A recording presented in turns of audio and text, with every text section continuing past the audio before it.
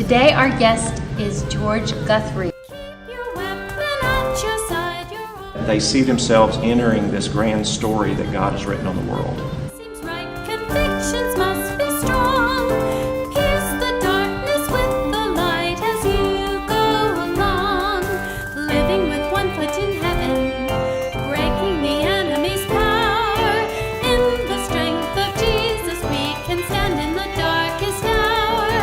Living with one foot in heaven, ready when he calls our name. For believers to live is Christ, to die is only gain. Welcome to Heritage of Truth. Today our guest is George Guthrie. He is the author of Reading the Bible for Life. And George, I am very excited about this new project of yours. Would you tell us a little bit more about it? Sure.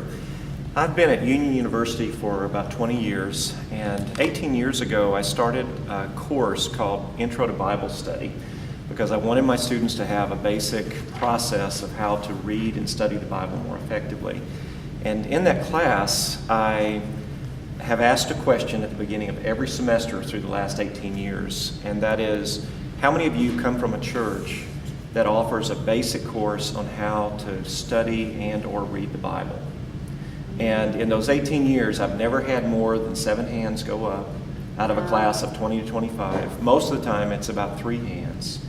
And last year, the class, when I taught the class, no hands went up out of 21 students. So this started to be a real burden for me because it said we have a pattern in our churches where we're assuming that people know how to read the Bible well and engage it in a way that is transformative and where they're meeting God and they're applying it to their lives. And yet I don't think that's a safe assumption because Doesn't sound like it. we kind of left that out. So other things have really burdened me in more recent years about the biblical illiteracy I see among my students. So I went to Lifeway and Tom Rayner and some other friends there. And over the last few years, what has come out of this is a strategy for helping individuals and churches go through basic training in how to read the Bible more effectively. So Read the Bible for Life came out of that passion of wanting people to be in the Word and wanting people not just to engage in what I call Bible trivia, but where they're engaging it in a way that they see themselves entering this grand story that God has written on the world. That's a good description. That's really good. Well, why do you think there's been such a heartfelt response to your book? Well, it's been very encouraging just to get feedback from people who say things like, I've never read the Psalms like this before, or this has really opened up the Bible to me for the first time, and I'm being drawn in to meet God in the pages of the book. I think the reason why there is a heartfelt response is because our deepest longing is to know the Lord. And if you stop and think about it, the Word is one of the basic gifts that God has given us, where that communication and that relationship happens. I mean, we can hear God clearly in the Word. It takes interpreting. It's not always easy because God has given us His Word in another place, another time, in ways sometimes that our ears are not used to hearing. So we have to cooperate with the Lord, if you will, and learn how to read the Bible in context, learn how to read the different types of literature you have in the Bible. But God has given us His Word so that we can hear Him and understand what He wants us to do in life and in this world. And I think that deep longing, when we actually get into the Word and we see our lives starting to change by it, then that's in itself a motivation to keep going and go deeper, if that makes sense. Yeah, you start thirsting for it more and more, Right. don't you? Yeah, that's right. Yeah, exactly. Well, you alluded to the different types of literature in the Bible, so why don't you explain that a little bit? Okay. Most of us are familiar with different types of literature in our own culture. So, for instance, if I pick up the newspaper and I'm reading a comic strip, I intuitively know how a comic strip works. It doesn't work the same way as a prescription does. And that doesn't work the same way as a textbook on history. if you think about it, we don't stop and say, okay, what are the rules for reading a comic strip? Because in our culture, we have just learned over time how to engage these different types of literature. Well, in the Bible is so beautiful and rich because you have stories, you have narrative. So for instance, when we're reading the stories of the Old Testament, if we're not careful, from our church culture experience, we can engage the stories of the Old Testament by beginning with the question, well, what does this say to me? What does this say about me? And that, in a sense, is the wrong question, because the authors of those stories in the Old Testament, first of all, were writing them as stories about God. So what we want to do is we want to begin reading those stories by asking the question, what does this say to me about God? God is always the hero, the main hero of the Old Testament story. So we want to understand what the stories say to us about God. We want to learn to read them in their context. How would this story have been meaningful to the people of God at that point in biblical history? Right. If we're reading a psalm, we want to understand it as poetry. We want to engage it, not to say, okay, what are the 3 points here that I'm supposed to get out of this, but to hear the music of the story, if you will, through the Psalms. Yes. So that's what I mean by understanding the different kinds of literature. We don't read a letter of the New Testament the same way we read a proverb.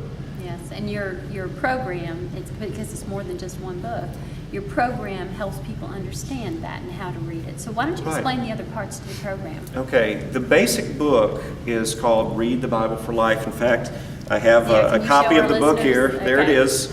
Okay. This is a book that anyone can get on Amazon or at a Lifeway bookstore or Barnes & Noble.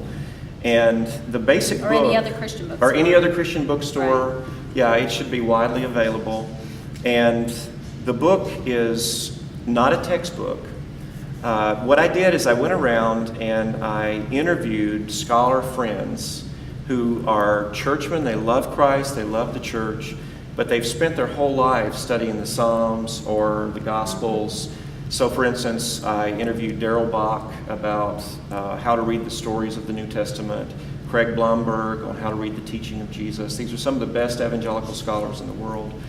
And I interviewed them and just said, talk to us about how we read this part of Scripture well.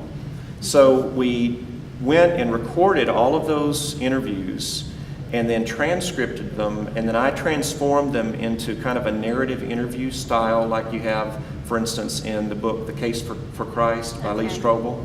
So it's not a textbook, it's very readable. It's like you're looking over my shoulder as I'm talking to somebody. And the book has foundational issues like reading the Bible in context, Old Testament chapters, New Testament chapters, and then the last 4 chapters are applications. So I interviewed Michael Card, who's a good friend of mine, on how do we read the Bible in times of sorrow and suffering. My wife and I did the chapter on how to read the Bible with the family. So the book can be picked up by an individual. It can also be used by churches who want to do a reading together as a church. There are small group discussion questions at the end of every chapter. But then there is a video curriculum that churches can use as a 9-week curriculum training for their whole church in how to read the Bible more effectively. And what some churches are doing is they're actually having their whole church meet, say, on a Sunday night, for everybody to get basic training in how to read the Bible better. And there are exercises to do every week. There are small group discussion questions. So what the video curriculum does is it takes the basic principles from Read the Bible for Life and it pares them down to 9 30-minute sessions that a church can use as basic training. So those 2 pieces, the book and the video curriculum, talk about how do we read the Bible better. Okay? The 2 other tools are coming out this fall. They're supposed to come out around the 1st of November. One is a chronological Bible called Reading God's Story. It's HCSB translation. And Which is the Holman Christian the Holman Standard. Christian Standard Bible.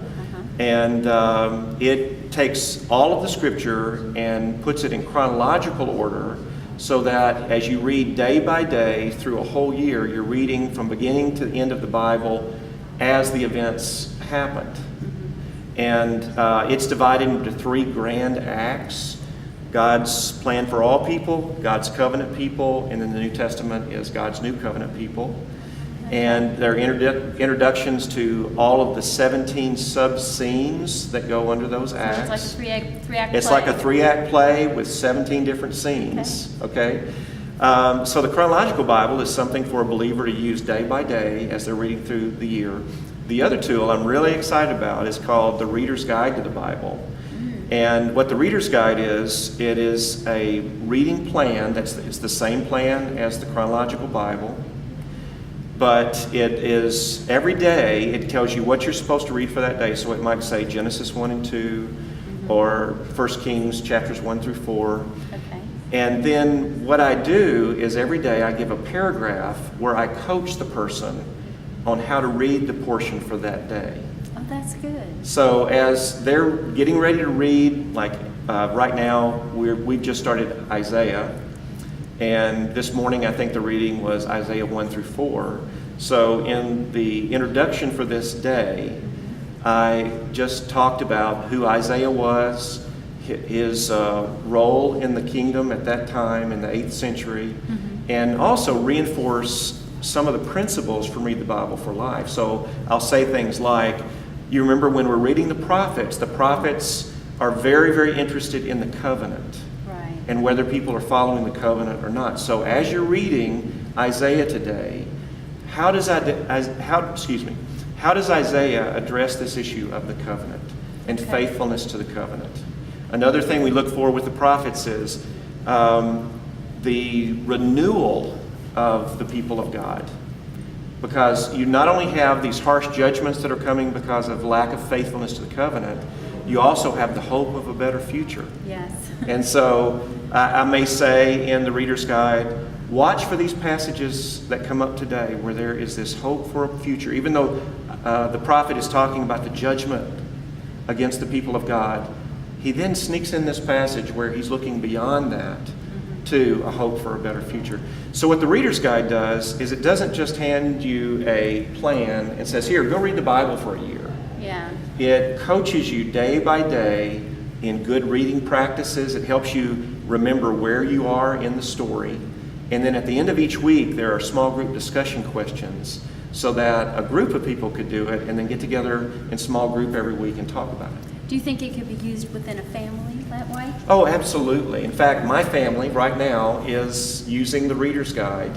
We're doing it as a part of our church. Our church is reading through the story of Scripture together this year. In fact, what some churches are doing is they will do the foundational training using the video curriculum and then use the book as well. Okay. And then they'll take a year and read through the story of Scripture together as a church. But there are tools to help families. There are small group discussion questions for small groups. So our family is doing it as a part of our church experience. And then the pastors are preaching from the text for that week in the Sunday message. So as an individual you're reading, you may be doing this with your family, discussing it in small group, and then you have a culminating worship experience on Sunday that is all gathered around an exemplary passage from what we've read that week. So it's very integrated. By the end of the year, the people really know how to read Scripture and they really know the Bible. That's the idea. And it sounds like it's really a good tool for especially parents who don't feel adequate in training their children for fathers and leading their family spiritually. It sounds like a really good tool. Well, my wife and I are passionate about that because I think we have to start with kids when they're very small. There's a chapter in the book that my wife and I did called Reading the Bible with the Family. And so we give suggestions on how you can help your kids from the time that they're toddlers to really get interested in the stories of Scripture. So, for instance, Gotta start young. That's right. We used audio Bibles, story Bibles, and our kids at night could listen to Jesus music when they were going to sleep, or they could listen to the stories of the Bible as they were being acted out. And I remember my daughter was 6 years old, and we were watching a VeggieTales movie, and I think it was the Battle of Jericho, and they were throwing slushies off the wall. And my little 6-year-old turned to me and said, "Dad, that's not in the Bible." You know, she knew the story, and she knew that that was not a part of the story. So we want our kids to grow to love the Word from a young age. And I tell parents, if you want your kids to read the Bible, you need to teach them to read books, period. Yes. So it's very, very important that you train readers and not just hand them over to the culture of video games and that kind of thing. Our kids do play video games, but we have a strong foundation as readers, and they are participating with us in reading the Word. That's wonderful. Well, thank you so much. You're a Dr. Guthrie, aren't you? I am. I have a PhD in New Testament. Okay. I do. But I still have a lot to learn about the Bible. So Wow. that's the exciting thing is it's so wonderful and rich and deep that we'll be learning the rest of our lives. Yes. Well, thank you so much for being our guest. Well, Jeanne, thanks for having Yeah, me. and I hope this does really, really well. Well, thanks for having me on. I appreciate Okay. it. For